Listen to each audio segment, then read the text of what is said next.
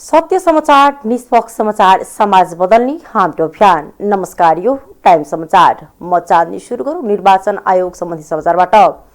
निर्वाचन आयोगले स्थानीय तह सदस्य निर्वाचनका लागि कुनै दलले स्थानीय तहको प्रमुख र उपप्रमुख वा अध्यक्ष र उपाध्यक्ष दुवै पदमा पुरुष उम्मेदवारलाई मात्र मनोनयन गरेको पाएमा दुवै पदको उम्मेदवारी खारिज गराउन निर्देशन दिएको छ। स्थानीय तह निर्वाचन ऐन 2073 को दफा 17 को उपदफा 4 दुवै पदमा उम्मेदवारी दिने दलले प्रमुख र उपप्रमुख वा अध्यक्ष र उपाध्यक्षमा एक पदमा पुरुष र अर्को पदमा महिला उम्मेदवारी दिनुपर्ने व्यवस्था छ। विभिन्न स्थानीय तहमा ऐनको सो व्यवस्था विपरीत पनि उम्मेदवारी रहेको भनी मुख्य निर्वाचन अधिकृत तथा निर्वाचन अधिकृतको कार्यालयबाट जानकारी आएकाले आयोगले सोमबार बिहीबार स्पष्टी गरी माफ गर्नुहोला आयोगले सोमबार बिहीबार स्पष्ट गरी पत्राचार गरेको छ। यही वैशाख 11 र 12 गते प्राप्त उम्मेदवारको मनोनयन पत्र दर्ता सम्बन्धमा विभिन्न स्थानीय तहमा रहेका निकासाका लागि प्राप्त विषयलाई आयोगले सम्बोधन गरी पठाएको आयोगका प्रवक्ता एवं सहसचिव शालिग्राम शर्मा पौडेलले जानकारी दिए। उम्मेदवारीका विषयमा भएको जाँचबुझपछि यही वैशाख 17 गते अन्तिम नामावली प्रकाशन गरिँदैछ। आयोगले एक जना उम्मेदवार एक भन्दा बढी राजनीतिक दलका तर्फबाट उम्मेदवार हुन नसक्ने भएकाले दुवै मनोनयन पत्र खारेज गर्ने मनोनयनका क्रममा दलका तर्फबाट आधिकारिकता विवाद आएमा दलको केन्द्रीय कार्यकारिणी समितिको प्रमुख पदाधिकारीले उम्मेदवार यकिन गरी निर्वाचन अधिकृतलाई दिएको पत्रलाई आधार माने यसरी दलको उम्मेदवारको आधिकारिकता सुनिश्चित हुने पत्र प्राप्त हुन नसकेमा पहिले दर्ता भएको मनोनयन पत्रलाई कायम गरी अन्य मनोनयन पत्र खारेज गर्ने निर्णय भएको छ। एकै उम्मेदवारले अलग अलग प्रस्तावक र समर्थक राखेर दुईवटा मनोनयन पत्र दर्ता गराएकामा कुनै एक मनोनयन पत्रमा रहेका प्रस्तावक र समर्थक उम्मेदवार भएमा सो मनोनयन पत्र बदर गरी अर्को मनोनयन पत्रका आधारमा उम्मेदवारी कायम गर्ने र सो बाहेक अन्य अवस्थामा प्रस्तावक वा समर्थक भएको व्यक्तिले समेत उम्मेदवारी दिएको भए स्थानीय तह निर्वाचन निर्देशिका 2079 को दफा 39 को खण्ड ग का आधारमा निजीको मनोनयन पत्र बदर गर्ने निर्णय पनि आयोगले गरेको छ। मेयर र उपमेयरमा पुरुषलाई नै उम्मेदवार बनाएपछि काठमाडौँ महानगरपालिकामा लोकतान्त्रिक समाजवादी पार्टीको मेयर र उपमेयरको उम्मेदवारी खारिज भएको छ। लोसपाले मेयरमा दानिन्द्र जोशी र उपमेयरमा उदय खड्कीले उम्मेदवारी दिएका थिए। स्थानीय तह निर्वाचन 2073 को दफा 17 को उपदफा 4 अनुसार मेयर र उपमेयरमा 50% महिला नभएकाले मेयर र उपमेयरको उम्मेदवारी खारिज भएको महानगरका प्रमुख निर्वाचन अधिकृत राजकुमार खतिवड़ाले बताए। लोसपाले उम्मेदवारी दिँदा महिलाको प्रतिनिधित्व नगराई दुवैजना पुरुष उम्मेदवार भएका हुन्। यसपटक सत्ता गठबन्धनको कारण अधिकांश स्थानीय तहमा मेयर र उपमेयरका उम्मेदवार पुरुष नै भएका छन्। सत्तारूढ 5 दलीय गठबन्धनले महानगर र उपमहानगरपालिकाको प्रमुख र उपप्रमुख पदमा यसअघि भएको सहमति विपरीत गठबन्धन दलबाट परेको उम्मेदवारी तत्काल फिर्ता लिने निर्णय गरेको छ।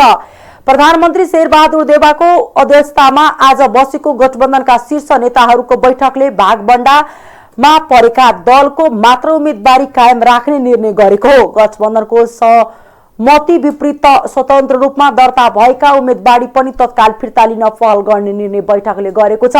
5 दलीय गठबन्धन भन्दा बाहिर अन्य दलसँग भएको तालमेल तत्काल खारेज गर्ने र यसलाई अटेर गरेर सम्बन्धित दलले तत्काल कार्यवाही गर्ने सहमति भएको बैठकपछि जारी विज्ञप्तिमा उल्लेख छ।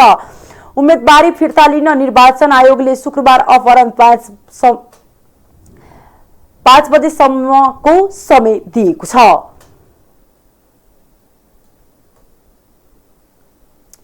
महन्त ठाकुर नेतृत्वको लोकतान्त्रिक समाजवादी पार्टी नेपालले पालिका चुनावको घोषणा पत्र सार्वजनिक गरेको छ। आज काठमाडौँको बबरमहलमा रहेको पार्टी केन्द्रीय कार्यालयमा घोषणा पत्र सार्वजनिक गरिएको हो। घोषणा पत्रमा सबै महिलाहरूलाई निशुल्क शिक्षा हासिल गर्ने व्यवस्था गर्ने, सार्वजनिक गाडीको भाडा निशुल्क गर्ने, गरिबको लागि स्वास्थ्य उपचार निशुल्क हुने व्यवस्था गर्ने लगायतका महत्वाकांक्षी योजना उल्लेख गरिएको छ। सीमा क्षेत्रको संवेदनशीलतालाई बुझेर त्यहाँका जनजीवनको सुरक्षा गर्नुपर्ने कुरालाई पनि घोषणापत्रमा प्राथमिकता दिएको छ। घोषणापत्रमा आर्थिक समानता र स्वतन्त्रता हुनुपर्ने पनि भनिएको छ। जनकपुरलाई अन्तर्राष्ट्रिय स्तरको प्रदेश राजधानी बनाउने तथा विराटनगर, भैरवा र नेपालगञ्जलाई नेपालको आर्थिक विकासको मेरुदण्डको रूपमा विकास गर्ने, लुम्बिनीलाई बुद्ध धर्मावलम्बीहरूको लागि अन्तर्राष्ट्रिय तीर्थस्थल र ध्यान केन्द्र बनाउने कुरा पनि घोषणापत्रमा समावेश गरिएको छ। अख्तियार दुरुपयोग अनुसन्धान आयोगले भूमि सुधार तथा मालपोत कार्यालय जनकपुर धामका मालपोत अधिकृत सुनिल कुमार झा विरुद्ध मुद्दा दर्ता गरेको छ। जग्गा सम्बन्धी हक सफा मुद्दामा फैसला गरिदिन्छु भनी सेवाग्राहीसँग 5 लाख रुपैयाँ घुस लिइसकेको अवस्थामा निमित्त कार्यालय प्रमुख समेत रहेका मालपोत अधिकृत झालाई गत चैत्र 28 गते अख्तियारको टोलीले पक्राउ गरेको थियो। अनुसन्धानका क्रममा सेवाग्राहीबाट 5 लाख रुपैयाँ घुस माग गरी लिएको पुष्टि भएकाले विशेष अदालत काठमाडौँमा आज आरोप पत्र दायर गरेको अख्तियारका प्रवक्ता श्याम प्रसाद भण्डारीले जानकारी दिए। उनका अनुसार झालाई भ्रष्टाचार निवारण ऐन 2059 को दफा 3 को उपदफा 1 को घ बमोजिम 5 लाख रुपैयाँ बिगो कायम गरी जरिवाना र कैद सजायको माग दाबी लिएको छ।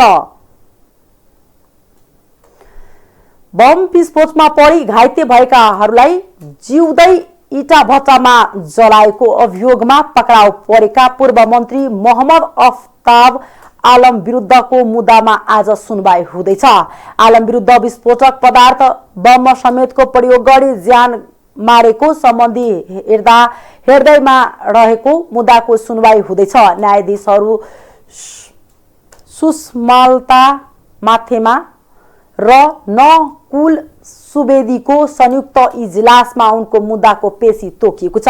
यसअघि पटक पटक पेशी तोकिए पनि उनको मुद्दामा एक पटक पनि सुनवाई भएकै छैन। मुद्दा 7 पटक स्थगित, 5 पटक हेर्न नमिल्ने र 4 पटक हेर्न नभ्याइने भनिएको छ। जिल्ला अदालत रौतहटको पूर्व पक्षका लागि थुनामा राख्न दिएको आदेश उच्च अदालत वीरगञ्जले सदर गरेपछि त्यस विरुद्ध आलमले सर्वोच्चमा 2077 मङ्सिर 12 गते फैसला बदरको माग गर्दै निवेदन दिएका थिए। आतंक फैलाएर निर्वाचन जित्ने उद्देश्यले 2064 चैत्र 27 गते भारतदेखि पेशेवर बम बनाउनेहरू ल्याई बम बनाउने क्रममा विस्फोट भएको र घाइते भएकाहरूलाई जिउँदै इटा भट्टामा हालेर हत्या गरेको आलममाथि अभियोग छ। आर्थिक समाचार।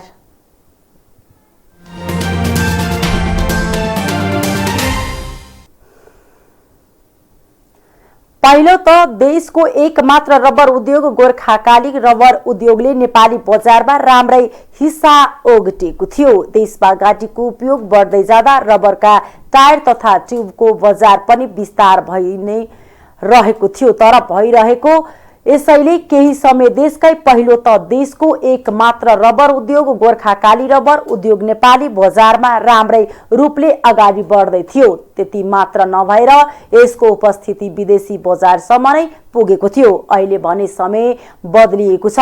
उद्योगका रूपमा राम्रो परिचय बनाएको मात्र नभई आत्मनिर्भर हुँदै निर्यातमा समेत गतिलो प्रभाव परेको गोर्खाकाली रबर उद्योग यतिखेर मृतप्राय छ।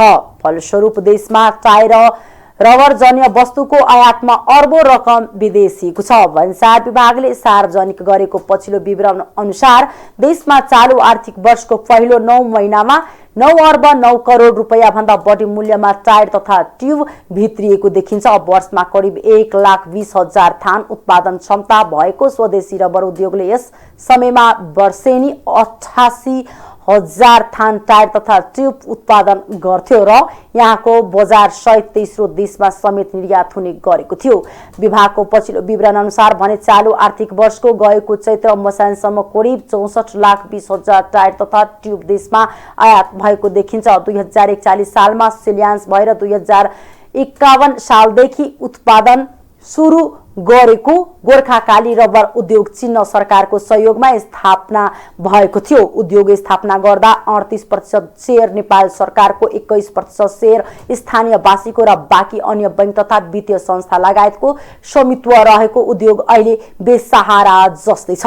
उद्योगले यस समयमा ट्रक, जीप तथा भ्यान, कार लगायतमा प्रयोग हुने विभिन्न प्रकारका टायर उत्पादन गर्ने गरेको थियो। स्वदेशी उद्योगले उत्पादनमा देखाएको क्षमता र गरेको उत्पादनले देश रबरमा आत्मनिर्भरको बाटोमा मात्र रहने भारत, श्रीलङ्का तथा बंगलादेशमा समेत गोर्खाकाली छाप अंकित टायर तथा ट्युब निर्यात हुने गरेको थियो।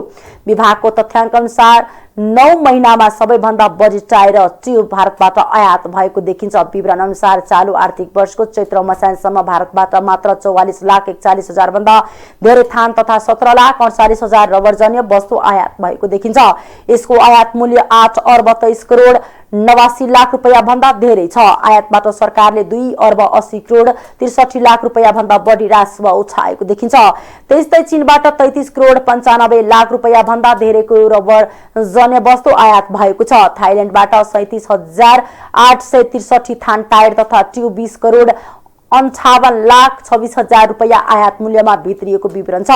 विभागले सार्वजनिक गरेको विवरण अनुसार नेपालमा भारत, चीन, Thailand, Taiwan, Indonesia, Japan, America लगायत देशबाट रबरका टायर, ट्युब तथा रबरका अन्य वस्तु आयात हुने गरेको देखिन्छ। अध्ययनहरूका अनुसार चुलिदो आयात र घट्दो विदेशी मुद्रा सञ्चितले अर्थतन्त्रमा पार्ने असर कम गर्ने देशका उद्योगको सुदृढीकरण तथा प्रभावकारी सञ्चालनमा ध्यान दिनुपर्नेछ। यिनै तथ्य र राज्यको आवश्यकताका आधारमा गोर्खाकाली रबर उद्योगलाई पनि पुनरुत्थान गरी वर्षेनी बाहिरिने अर्बौं रुपैयाँ स्वदेशमै रोक्नुपर्ने सबैको सुझाव छ। अन्तर्राष्ट्रिय समाचार।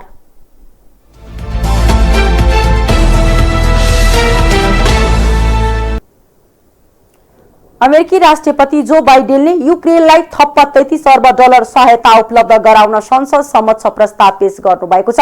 बाइडेनले रुसको आक्रमणबाट गम्भीर संकटमा परेको युक्रेनको सैन्य र मानवीय क्षमता बढाउनको लागि 33 अर्ब डलर अर्थात् 40 अर्ब 33 रुपैयाँ सहयोगको प्रस्ताव गरेको बीबीसीले जनाएको छ। यसमध्ये 20 अर्ब डलर सैन्य सहायता, 8 अर्ब आर्थिक सहायता र बाँकी मानवीय सहायताको लागि उपलब्ध गराउन बाइडेनले प्रस्ताव गरेको खबरमा उल्लेख छ। युक्रेनलाई आफ्नो रक्षा गर्न मद्दत गर्नका लागि अमेरिकी सांसदहरूले सहायता प्रस्ताव पारित गर्नुपर्ने बाइडेनले बताउनु भएको छ। अमेरिकाले यो सहायता पारित नगरेमा रुस थप आक्रामक हुने र अरू देशलाई पनि गाह्रो हुँदै जाने बाइडेनको भनाइ छ। युक्रेनलाई सहयोग गर्नुको अर्थ रुसलाई आक्रमण गरेको नठहरिने, बरु युक्रेनलाई आत्मरक्षाका लागि सहयोग पुग्ने बाइडेनले बताउनु भएको छ। तर रुसले भने युरोपेली देश र अमेरिकाले युक्रेनमा बढाउँदै लागेका आर्थिक र सैन्य सहायता रुसको लागि जोखिमपूर्ण रहेको भन्दै उचित जवाब फर्काउने चेतावनी दिएको छ। जर्मनीको सबैभन्दा ठूलो ऊर्जा कम्पनीको एक युनिपर कम्पनीले ग्यास खरिदको लागि रुसलाई उसकै मुद्रा रुबलमा भुक्तानी गर्ने तयारी गरेको छ। युक्रेन आक्रमणको विषयलाई लिएर युरोप र अमेरिकाले रुसमाथि आर्थिक प्रतिबन्ध लगाएपछि रुसले पेट्रोलियम पदार्थको भुक्तानी रुबलमै गर्नुपर्ने नयाँ नियम जारी गरेको थियो। रुसमा युरोपेली देशले रुबलमा भुक्तानी गर्न आनाकानी गरे पनि इन्धनको अभाव हुने थालेपछि रुसकै मुद्रा रुबलमा भुक्तानीको तयारी गरेका हुन्। जर्मनीको युनिफरले रुसलाई रुबलमा भुक्तानी गर्नुको अर्को विकल्प नभएको जनाएको बीबीसीले जनाएको छ। युनिफरले रुस ग्यास बिना देशको माग धान्न नसक्ने भएकाले उसको शर्त अनुसार नै भुक्तानी गर्नु परेको जनाएको खबरमा उल्लेख छ। रुबलमा भुक्तानीको विषयलाई लिएर रुसले पोल्यान्ड र बुल्गेरियामा इन्धन निर्यात बन्द गरिदिएको छ। अब रुसको इन्धन आयातकर्ताहरूले रुसको गाजप्रोम बैंकमा खाता खोलेर युरो वा डलर जम्मा गर्नुपर्नेछ। त्यसमाथि दोस्रो खाता खोलेर रुबलमा परिवर्तन गर्नुपर्नेछ। अन्य युरोपेली देश पनि रुसलाई रुबलमा भुक्तानी नगर्ने निर्णयबाट विस्तारै पछि हट्न थालेका खबरमा उल्लेख छ। युरोपको इन्धनको माग मध्ये 40% माग रुसले पूरा गर्दै आएको छ।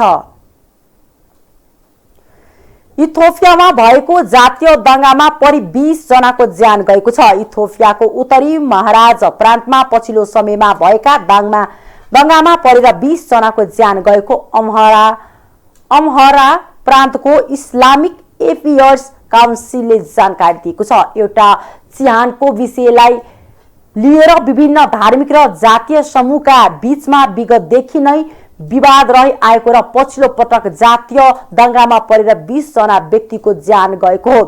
विवादपछि एक जातिका मानिसले अर्का जातिको समूहका मानिसको आम हत्या नै गरेका खबरमा उल्लेख छ।